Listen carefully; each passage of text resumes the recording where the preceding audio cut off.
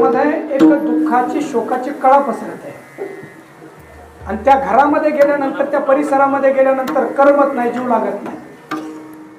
पण या घरामध्ये आपण आलोय, या मातेला जाऊन 9 दिवस झाले, पण तरी इथं आल्यानंतर एक भयानकता नाही.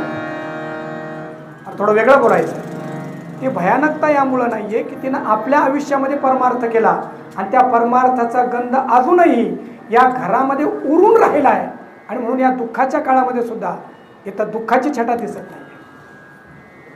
किंबहुना तिनं केलेला परमार्थ, तो परमार्थ मुलापर्यंत आला आणि त्यांना असं वाटलं की अधिक मास आहे, जीवनाचं अंतिम सत्य मृत्यू आहे, जावं तर लागणारच आहे. पण एकमेव आपली भारतीय संस्कृती अशी आहे की तिनं मृत्यूला सुद्धा दुःखाच्या रूपामध्ये नाही, सोहळ्याच्या रूपामध्ये पाहिलं. आपुले मरण पाहिले म्या डोळा, तो झाला सोहळा अनुपम्य. असा या मातेनं आपल्या जगण्याचा सोहळा केला आणि मृत्यूचाही सोहळा केला, कारण या अधिक मासामध्ये ती गेली आहे.